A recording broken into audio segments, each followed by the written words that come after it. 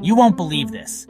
There's an island out there, nestled away from the hustle and bustle with absolutely no cars.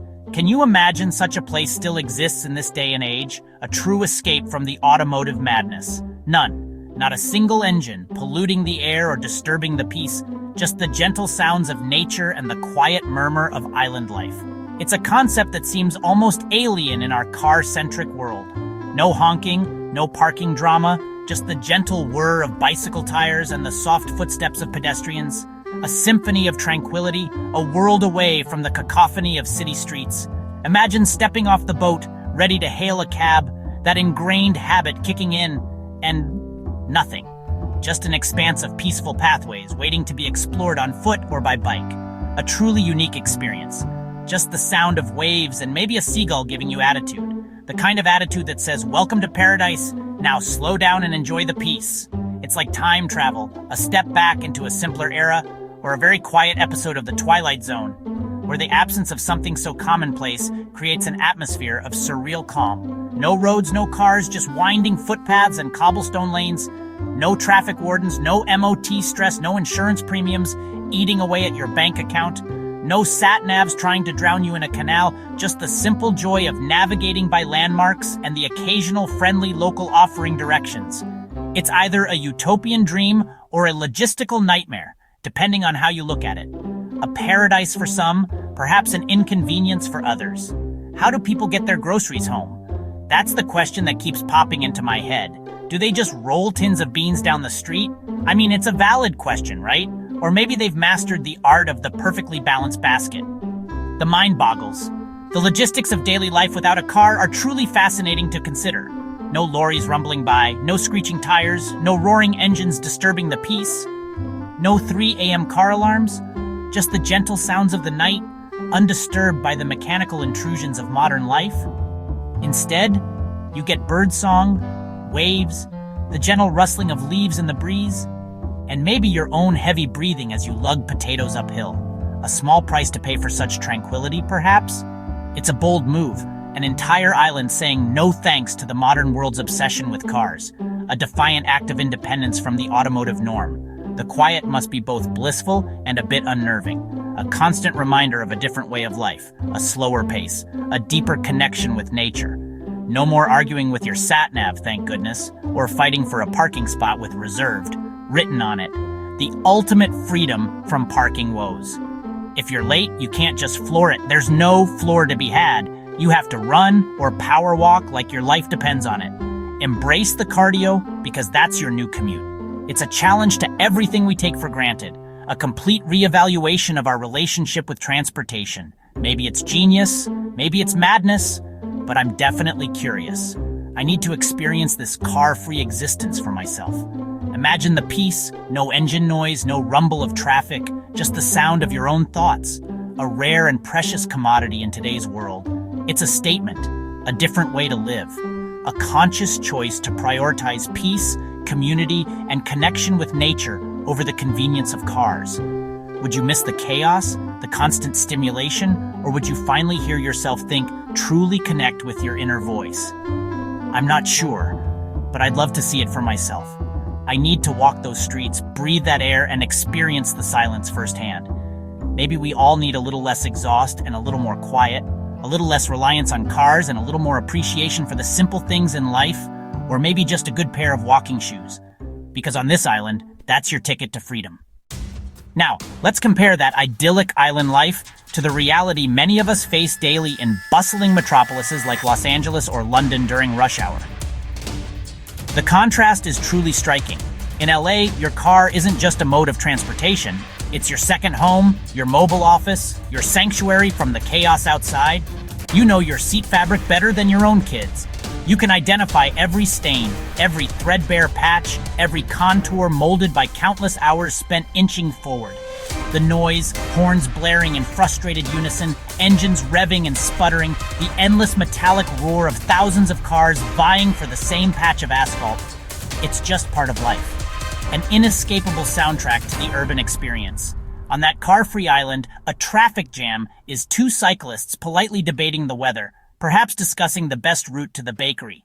Meanwhile, back in the city, we're aging 3 years just looking for a parking spot, circling blocks like vultures, our patience wearing thinner with each pass. Here, stress is standard. It's practically a line item on your monthly budget. You move 3 feet in 10 minutes and call it progress, celebrating the monumental achievement with a honk of solidarity. Imagine telling a New Yorker, a true devotee of the yellow cab, to walk or cycle everywhere. They'd think you'd lost your mind. They might even call you a few choice words. The right to sit in traffic, to complain about traffic, is practically sacred in some cities. It's a shared experience, a bonding ritual of sorts. That island is thumbing its nose at our way of life, challenging the very foundations of our urban existence. Their air is probably fresher than we can imagine, crisp, clean, and invigorating. While we're over here wondering if our cough is from smog or just existential dread, a question we ponder daily as we navigate the concrete jungle. It's a stark contrast, a tale of two worlds separated by more than just geography. One world breathes easy, inhaling the pure essence of nature. The other reaches for the inhaler, battling the consequences of progress. Makes you wonder if we're missing out on something fundamental, something essential to our well-being. Perhaps it's time to reevaluate our priorities. So how do people get around on this unique island? It's a question that often pops into visitors' minds as they arrive, luggage in tow, ready to explore. The answer is beautifully simple. They walk, or they cycle. These are the primary modes of transport, embraced by locals and visitors alike. That's it. No roaring engines, no traffic jams, just the gentle rhythm of feet on the pavement and tires on the road. Walking. Remember that? That simple act of putting one foot in front of the other, connecting with your surroundings in a tangible way. It's exercise with a purpose, a way to integrate physical activity seamlessly into your daily routine. For longer trips, or when you simply want to cover more ground, it's all about bicycles, the trusty two-wheeled companion. No petrol, no emissions, just pedal power. A clean, green, and healthy way to navigate the island. And in some places, harking back to a bygone era, they even use horse-drawn carts. Yes, actual horses, clip-clopping along the roads, providing a charming and eco-friendly alternative to motorized vehicles. It's like stepping into a period drama, but instead of lords and ladies, you're witnessing the everyday task of transporting groceries. Life here moves at a different pace, a more deliberate and considered rhythm. There are no quick dashes. Every trip is a commitment, a conscious decision to engage with the journey itself. Islanders must be incredibly fit. Toned calves everywhere are a testament to their active lifestyle. No more mindless car trips for a pint of milk. Every errand becomes an opportunity for exercise and connection with the community. You have to really want those crisps if it means cycling uphill, battling the elements, and your own willpower. Tourists expecting scooters and the freedom of the open road are often greeted with a map and a bicycle. The initial shock and perhaps even disappointment must be real, as they realize the pace of life here is different. But imagine the views, the breathtaking vistas that unfold as you pedal or walk along the island's winding paths. Think of the hidden spots you discover on foot or by bike, the secret coves and secluded beaches that are inaccessible by car. Maybe slow and steady really does win the race, or at least allows you to truly appreciate the journey. It certainly gets you better holiday photos, capturing the essence of this unique and tranquil island. It's a lifestyle that makes you think about every journey, prompting you to consider the impact of your choices on the environment and your own well-being. You can't just jump in a car and mindlessly drive to your destination. You have to plan your route, commit to the effort, and maybe sweat a little along the way. It's a different mindset, a shift in perspective, but maybe, just maybe, a healthier and more fulfilling one. And one thing is certain, you'll never forget the scenery, the sights, and the sounds of this car-free paradise.